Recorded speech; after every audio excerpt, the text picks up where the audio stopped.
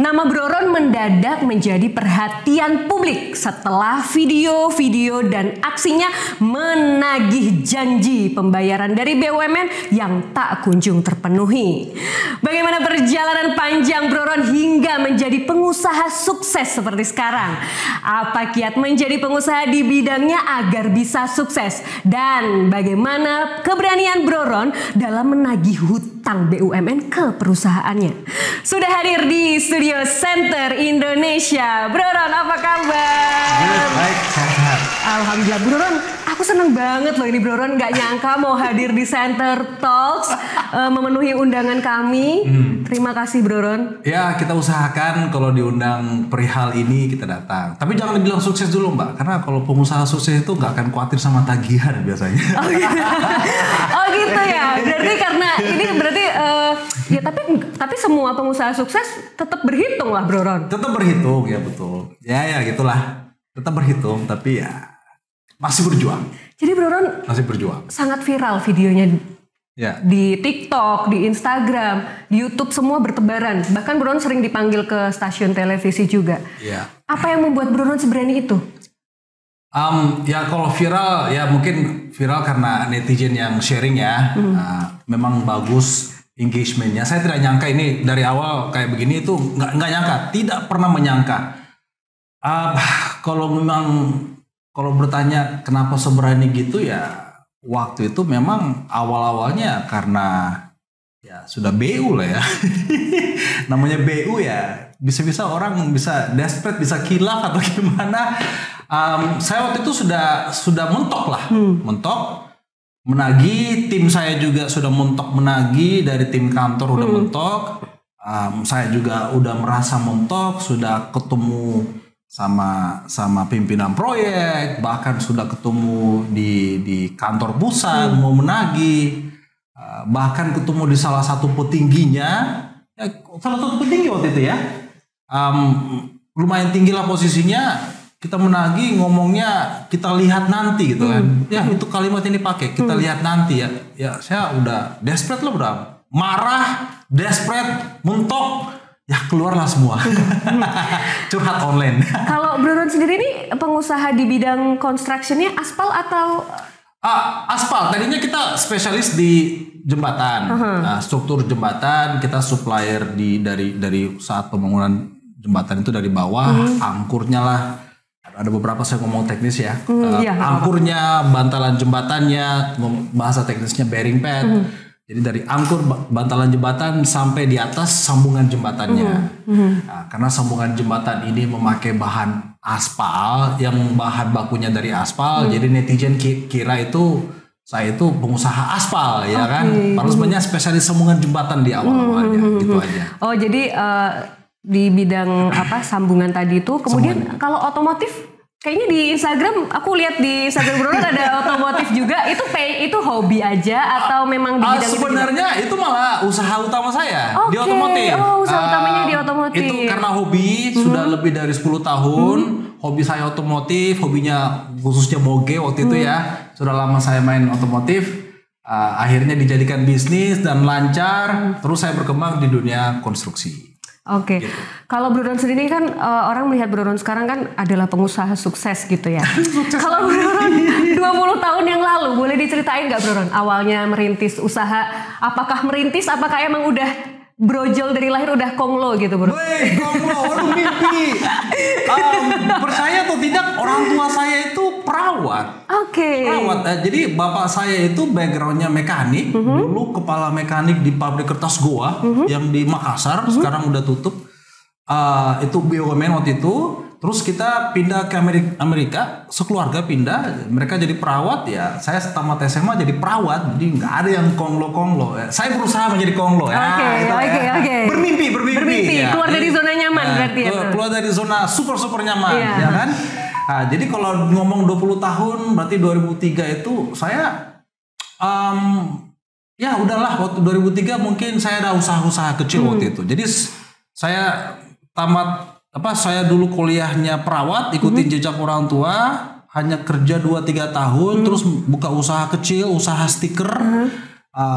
Jadi semenjak dari perawat saya memang kebanyakan udah beberapa kali membuka usaha, ya gitu. Jadi pengalaman salesnya meningkat ya sekarang jadi gini. Luar biasa sekali Bro Ron. Yeah. Terus tapi waktu pas lulus dari perawat itu sempat nggak kerja di perawat? Kerja. Oh kerja. Sekitar 2-3 tahun saya perawat. Sempat menjadi nakes berarti ya, tenaga kesehatan ya? Tenaga kesehatan kerjanya tapi di Amerika tapi. Oke. Ya, jadi perawat di Amerika. Wow, perawatnya di Amerika. Pindah ke Amerika ya kan, perawat di Amerika. Kalau tidak salah ingat ya, saya pernah menyelamatin 2 atau 3 nyawa. Ada pasien gantung diri, saya nyamatin CPR. Ya, udah pernah lakukan itulah. Kalau Bro Ron pernah gagal nggak Bro Ron? Gagal apa nih? Maksudnya gini, jatuh bangkit lagi jatuh. Pernah nggak mengalami fase itu? Sebelum bisnis otomotif ini di 2011 kemarin saya membuka usaha, gagal. Saya benar-benar habis-habisan tuh, habis-habisan sampai sebelum saya buka bisnis otomotif, jadinya ya saya ngemis ke orang tua minta modal lagi. Jadi benar habis. Oke. 2011 berarti ya 12 tahun lalu ya. 12 tahun lalu dan gak nyangka ternyata bisa bangkit lagi ya. Bisa bangkit lagi dan bisa sampai di titik ini. Titik ini bisa malah baru merintis bisnis usaha yang kedua ini bidang konstruksi ya. Kalau tadi balik ke orang tua berarti itu bisa dikatakan titik terendahnya Bro Ron tidak? Atau ada yang lebih sulit lagi? Titik terendah saya mungkin dia 2011 kemarin. Iya, yang tadi Bro Ron ceritakan. Iya, gagal buka usaha, itu usaha saya yang kedua lah seumur hidup saya. Yang pertama itu bukan gagal tapi sudah habis masanya, akhirnya saya memutuskan untuk tutup. Yang keduanya saya bikin di 2011, itu setahun itu gagal total, itu benar-benar habis. Baru 2012 saya buka bisnis otomotif. Gitu. Di dunia Bro Ron apa tantangan terberatnya? Di dunia construction dan otomotif lebih berat mana tantangannya? Lebih berat di konstruksi. Oke. Kalau di dunia otomotif sekarang sudah bisa agak saya lepas dikit, makanya saya berani di dunia konstruksi. Kalau di dunia konstruksi ini tantangannya adalah di cash flow. Cash flow. Bukan panas-panasan. Ya mungkin tantangannya manusianya juga ya, tapi kan manusia bisa kita atur lah ya.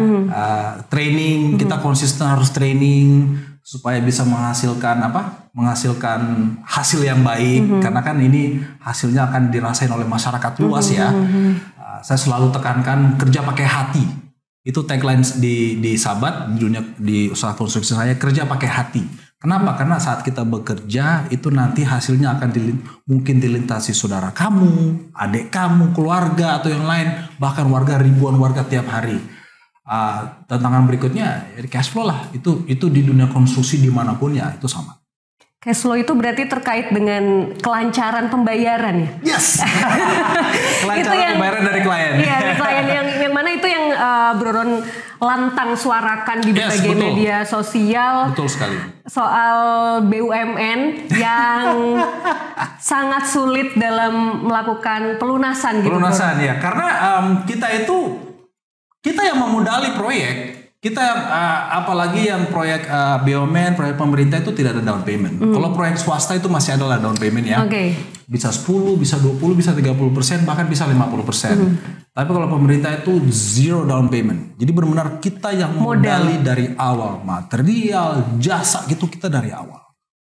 Kemudian Bro Ron sendiri kemarin masih ada BUMN masih ada tanggungan ke Bro Ron. Masih. Tapi udah dilunasin atau belum? Update-nya gimana tuh Bro Ron? Belum dilunasi, tapi porsi yang besar sudah dibayar. Ya, sudah dibayar setelah Bro Ron bersuara? Setelah, bukan sekedar bersuara, setelah saya berisik. Setelah berisik baru dicicil ya? Dan waktu itu ada proses lobby-lobbynya juga. Sebelum pelunasan itu ada proses lobby-lobbynya. Dan setelah berisik ya? Oke, setelah berisik ya. Ini dalam tanda kutip setelah berisik. Berarti bisa diasumsikan bahwa Bro Ron itu BUMN baru melakukan pembayaran ke Bro Ron setelah Bro Ron bersuara dulu ya? Yes. Harus dengan cara seperti itu? Ya seharusnya sih enggak. Itu berarti semacam uang tutup mulut nggak itu Bro Ron? Biar nggak berisik lu kesini gue bayar gitu. Kalau itu kan dari Mbak asumsi. Kalau dari saya sih itu fakta ya, karena memang sebelum ada transferannya ada lobby-lobby. Ya, lobby-lobby baik dari pihak kementerian dan juga lobby-lobby dari pihak korporasi ya, di mana mereka akan atur jadwal pembayaran dan memohon kepada saya untuk mengurangin berisiknya. Oke. Oh, berarti Bro Ron sendiri sempat dapat teguran ya untuk nggak berisik. Ada nggak permintaan untuk men-take down konten-kontennya Bro Ron?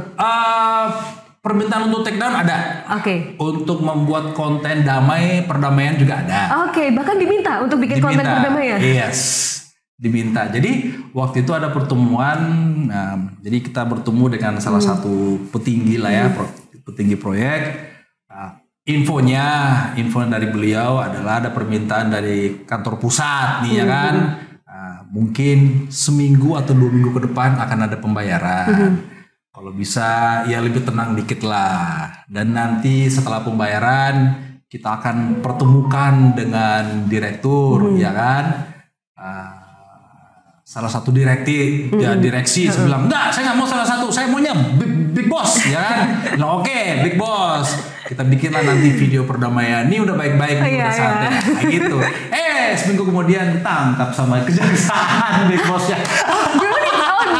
Bosnya yang ditangkap kejaksaan. Jadi belum sempat ketemu. Kamu udah dipanggil kejaksaan duluan. Bukan dipanggil lagi, ditahan. Luar biasa. Lucu ya kan hidup saya. jadi adalah permintaan kayak gitu ada. Ada permintaan take down untuk gak terlalu berisik gitu. Dan lebih kalem dan nantinya membuat video perdamaian itu ada. Mungkin pada takut kali ya, takutnya vendor-vendor lain terinfluence dan melakukan hal serupa seperti Bro Ron.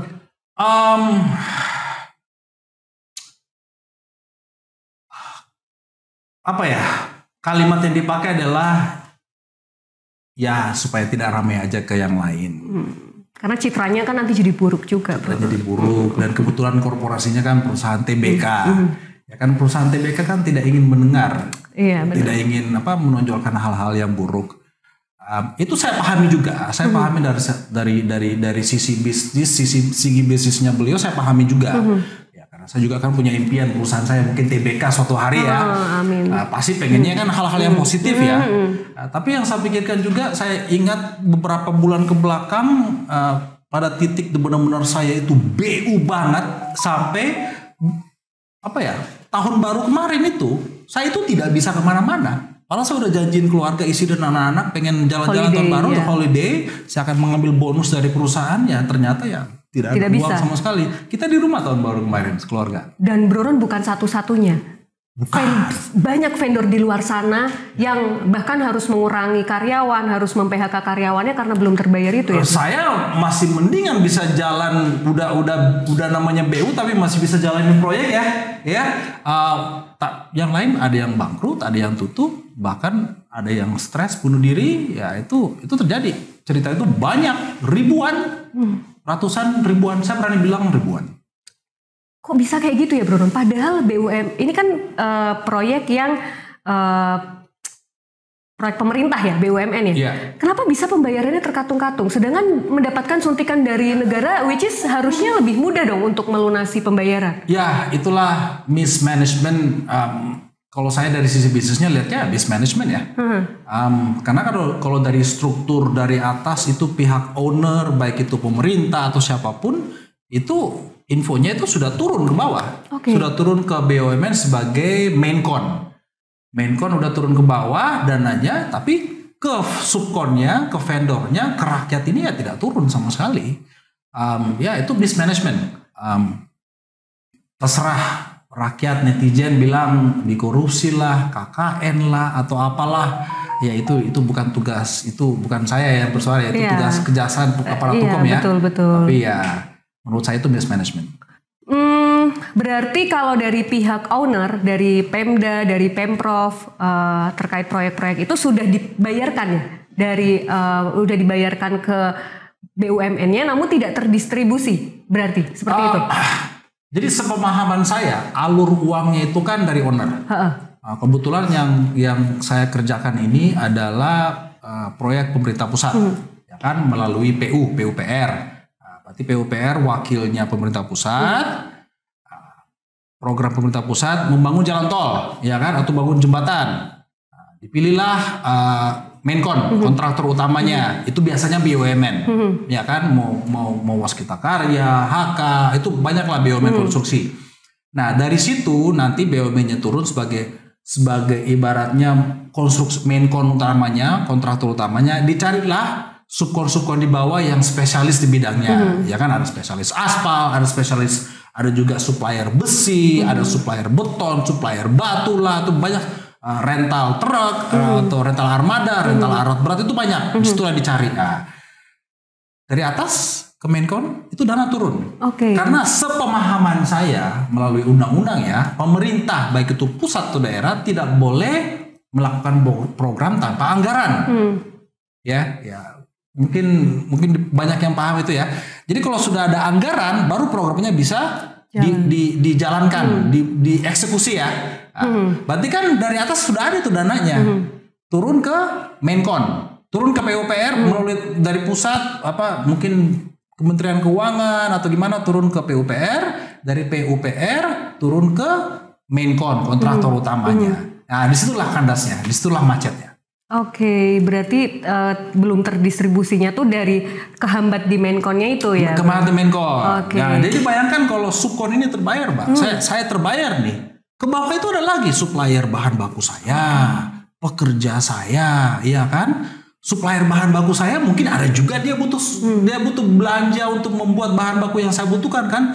Jadi ya ini sangat menghambat perekonomian juga. Itu efeknya besar. Efeknya besar dan mengular ya kemana-mana ya. Pasti berantai sampai ke bawah. Ya, bayangkan kalau 1 triliun, 5 triliun, 10, kalau kita lihat berapa hutangnya sekarang BUMN kepada vendor-vendor, berapa triliun, itu kalau distribusikan ke bawah kan itu kan bisa dinikmati oleh rakyat langsung. Bukan hanya saya sebagai pengusaha, di bawah saya juga masih ada. Banyak. Dan itulah yang membuat Bro Ron berani bersuara. Yes. Ya kan? Karena ini menyangkut hajat hidup orang banyak, menyangkut banyak hajat keluarga. Itu kan biasanya kalimat yang dipakai oleh politikus. Tapi kan karena saya kemarin tahun baru nggak bisa jalan-jalan gara-gara ini, jadi saya rasakan bagaimana rasanya itu nggak punya duit. Ya udah, saya ngegas. Akhirnya di pertengahan Februari lah saya mulai bersuara. Jadi udah hampir 6 bulan nih. Tanggal 20 nanti, tanggal 20 Agustus ini, persis 6 bulan. 6 bulan. Saya pertama kali kritik BUMN dan khususnya Pak Menteri kita. Kemudian ada dampak di usaha Bro Ron sendiri nggak? Misalnya Bro Ron dengan bersuara seperti itu jadi nggak dipakai lagi sama BUMN, perusahaannya Bro Ron. Masalah saya nggak dipakai BUMN, kayaknya kebalik nih Mbak. Saya yang tidak mau sama BUMN. Gitu. Memblacklist ya? Blacklist. Jadi banyak nanti Bro Ron bersuara pasti nanti di blacklist BUMN lah, di blacklist bos kita lah, di blacklist HK lah, di peduli aman. Saya nggak peduli. Kebalik, saya yang blacklist, ya kan? Tapi alhamdulillah semenjak saya berani bersuara, makin banyak yang kenal saya, makin banyak yang mengetahui etika kerja saya. Order lancar-lancar aja. Gimana Pak Manajer? Ya kan? Order lancar aja. Saat ini sekarang tanggal berapa ini? 11 Agustus ya. Saya ada 4 proyek antri, Mbak. Dan semuanya maunya Bro Ron yang ada di lokasi proyek. Jadi ya gitulah. Ada sisi negatifnya. Mungkin saya tidak kerjain proyek negara lagi, tapi saya kerjain proyek swasta. Bro Ron berani banget sih. Bro Ron nggak takut. Backingannya siapa Bro Ron?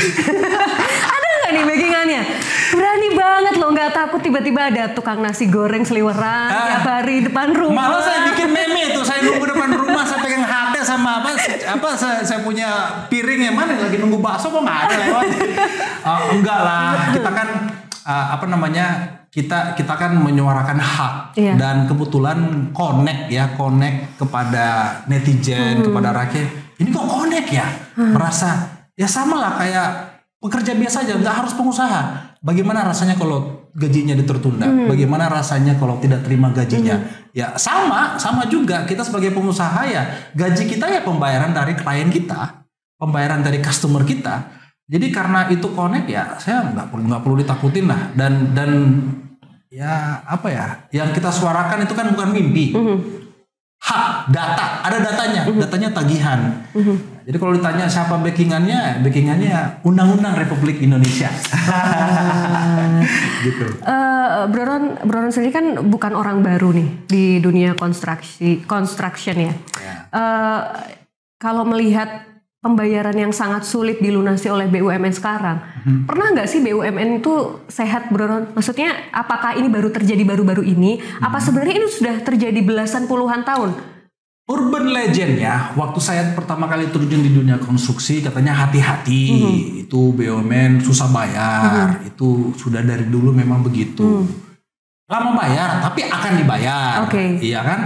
Saya mikirin masa segitu sih, ya kan pasti kalau kerja sama-sama pemerintah atau BUMN itu kan pasti ada kontrak. Ya benar, pas saya mulai ada kontraknya tebal, kontraknya itu tebal, ada pasal-pasalnya sampai pasal tipe pembayaran baik itu reguler atau SCF payment ya kan atau SKBDN, habis itu tanggal pembayaran, tempo pembayaran itu ada pasal-pasalnya. Kebutuhan dokumen apa saja saat penagihan itu ada pasal-pasalnya. Jadi masa sih negara mengingkari kontrak ya, mengingkari janji ya, ternyata ya terbukti sampai sekarang itu terbukti dan ternyata vendor-vendor yang tidak terbayar 2-3 tahun ke belakang itu banyak berlimpah. Jadi ya saya ngomong tidak terbayar ya, bukan telat bayar tapi tidak terbayar. Jadi ya kayaknya yang tidak terbayar ini sepertinya baru beberapa tahun ke belakang. Jadi kalau telat bayar itu sudah terbiasa, tapi yang tidak terbayar ini baru beberapa tahun. Oke, berarti ya memang kalau proyek BUMN memang membutuhkan waktu dalam melunasi pembayarannya. Tapi saya ngomongnya di bidang konstruksi di bidang konstruksi ya. BUMN ini kan sangat luas bidang konstruksi. Kita kerucutkan di bidang konstruksi. Betul. Namun untuk tidak dibayar sama sekalinya ini emang baru terjadi di beberapa tahun terakhir ini. Iya, karena yang curhat ke saya itu yang setelah saya berani bersuara yang tidak terbayar 3 tahun lalu itu ada. Kalau udah 3 tahun kan udah bukan telat lagi. Emang nggak terbayar kan? Harusnya idealnya berapa lama, Bro Ron? Kontrak yang saya pernah alamin paling cepat itu 90 hari, Mbak. 90 paling lama 180 hari. Setelah tagih ya. Jadi bukan dari hari pertama kali kerja. Kita bisa kerja ini 1 bulan nih. Setelah itu kita proses penagihan. TikTok mungkin 2 minggu bolak-balik itu surat. Berarti setelah 1,5 bulan pertama kali kerja baru kita bisa tagih. Habis itu mundur lagi 6 bulan. Jadi paling cepat itu semenjak hari pertama kali kita kerja, kita tuh bisa terima uang 7,5 bulan. Which is sebenarnya sudah cukup waktu lah untuk BUMN menunggu pembayaran dari pemerintah. Tetapi kan terbukti ada kok yang 3 tahun yang tidak terbayar, bahkan yang 10 tahun tidak terbayar ada. Yang kemarin sempat rame itu ya, Bro? Sempat rame ya, betul. Berarti ya itu tadi ya, idealnya pembayaran itu dilakukan kurang dari setahun berarti ya, Bro?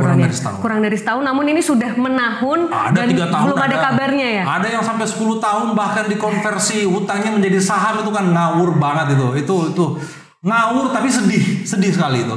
Dari saham setelah dikonversi jadi saham perusahaannya dibangkrutin ya kan, kita tepok jidat gitu loh. Sama aja ya hilang total ya itu, Bro. Hilang total. Dan disitulah mulai lagi berani. Ini yang kita ngomong ini kan korban istaka karya nih. Setelah saya berani ngomong, sebulan kemudian tuh di bulan Maret itu mereka datangin saya. Selama ini mereka merasa suara mereka tidak tersampaikan, jadi ya mereka datangin saya kaget. Ternyata ada kasus seperti itu, saya baru tahu setelah 1 bulan saya bersuara loh.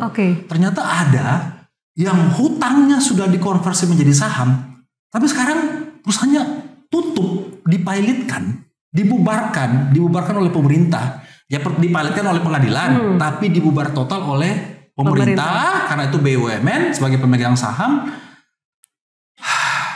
Vendor-vendor hilang total, kasihan loh, kasihan. Ya. Itu saya juga baca lihat video-videonya juga kemarin sempat viral kan itu, dan kalau kita baca di comment sectionnya ternyata memang banyak yang mengalami seperti Bro Ron juga ya. Banyak sampai sekali sekarang banyak ya. Jadi kenapa saya tidak berhenti? Karena ini kapan kapoknya? The berita itu tersebar luas. BUMN ini hutangnya sekian triliun, BUMN B hutangnya sekian triliun. Ya, saya ngomong nama aja deh, udah berita kok. Hutama Karya, Waskita Karya sekian triliun. Yang nomor 2 Wika ya sekian triliun. Terus yang nomor 3 kayaknya PP sekian triliun. Ini semuanya tuh hutangnya triliunan. Baik itu kepada bank ya, obligasinya kepada bank dan juga kepada vendor. Jadi kenapa saya berani bersuara? Ini mereka masih menjalankan proyek loh. Apalagi proyek di IKN itu sebegitu besar. Ini Jadi berapa banyak nih potensi korban ke depannya? Paham nggak, Pak? Paham. Potensi korban itu luar biasa. Sedangkan proyek-proyek kita kan masih banyak yang running juga kan. Yang running and it's not slowing down.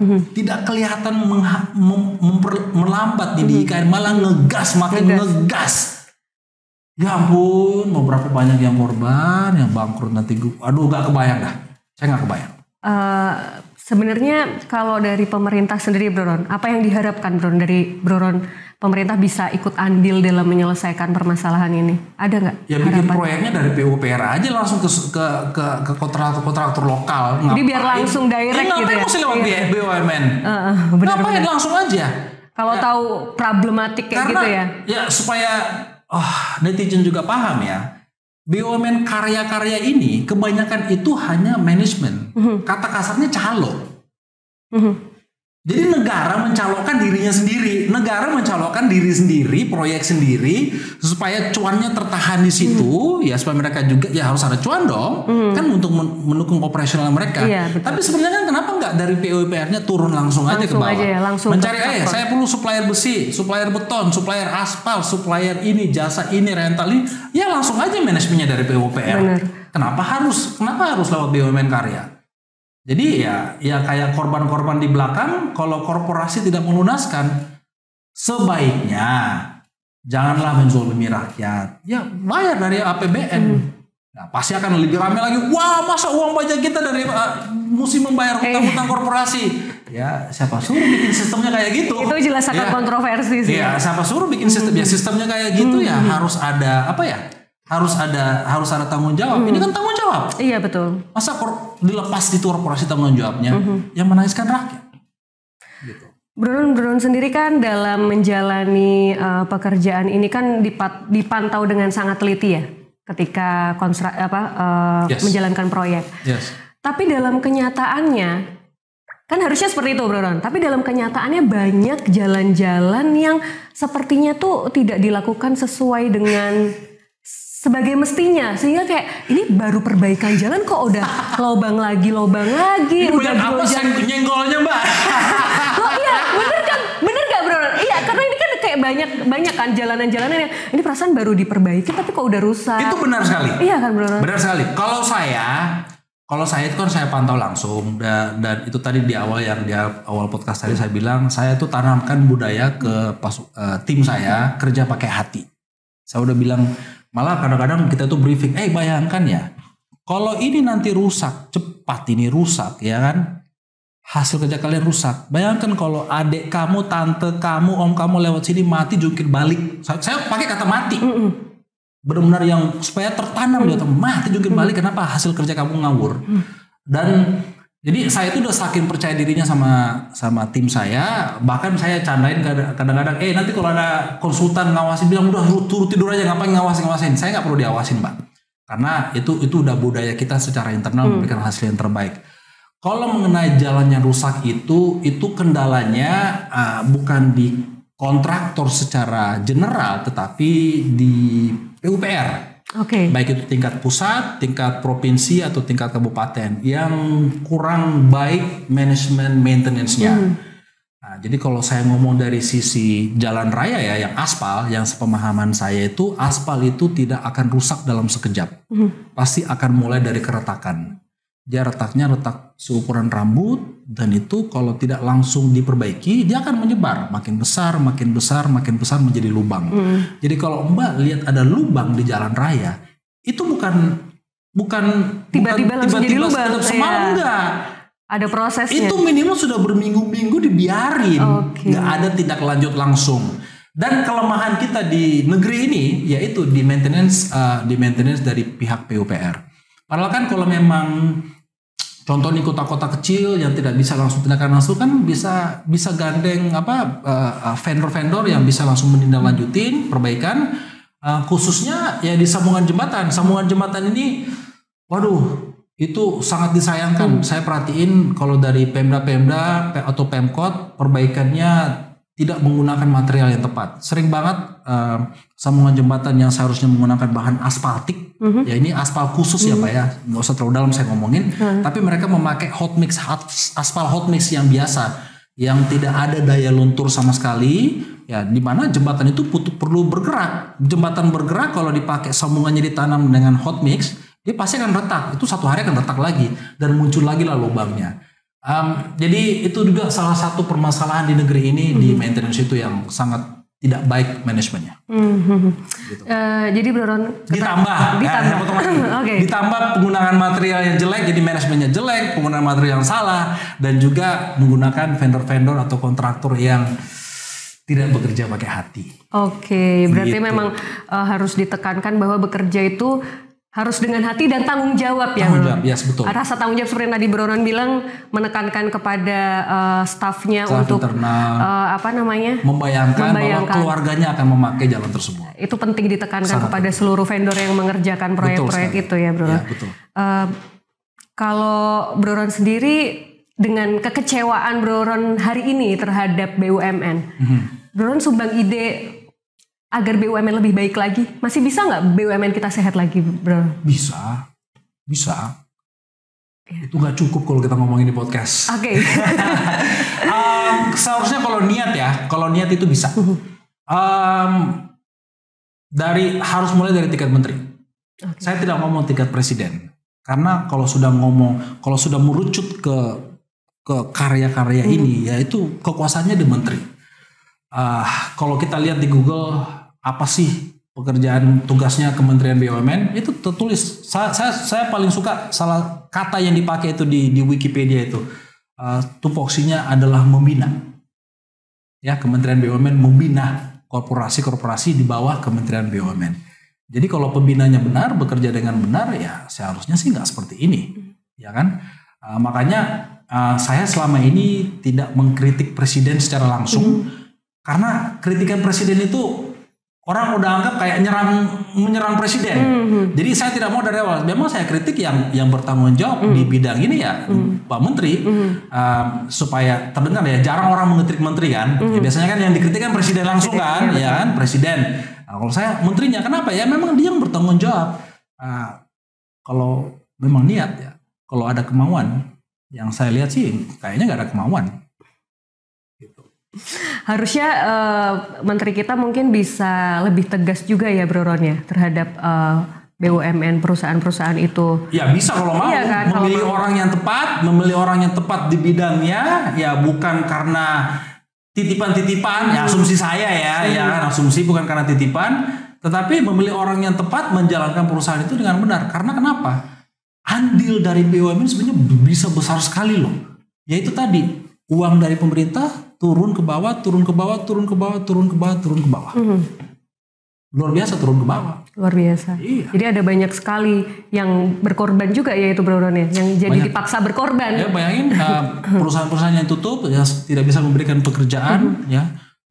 Padahal pekerja itu kalau dapat gajian bisa beli ini beli itu, ya roda ekonomi berputar. Iya, tapi dia belum tentu setelah bekerja di situ dapat pekerjaan. Banyak sekali yang japri ke saya minta pekerjaan. Pernah kerja di proyek ini, pernah kerja di proyek ini, saya bisa operator ini, saya bisa operator itu. Sudah setahun nggak kerja, sudah 2 tahun nggak kerja karena nggak ada proyek, sudah 3 tahun. Ya itu bekas-bekas kontraktornya bangkrut. Makanya Bro Ron di postingan Instagram yang terakhir itu saya lihat Bro Ron menghimpun teman-teman vendor-vendor yang belum terbayar untuk mengirimkan email. Apa itu langkah Bro Ron ke depan? Bersama teman-teman ini. Data-data email tagihan-tagihan di BUMN Karya ini. Karena saya banyak kenalan sama pengacara, kantor pengacara yang ingin pansos. Sorry. Supaya paham kenapa saya lakukan ini. Ingin pansos, jadi mau membantu vendor-vendor ini gratis, tidak bayar.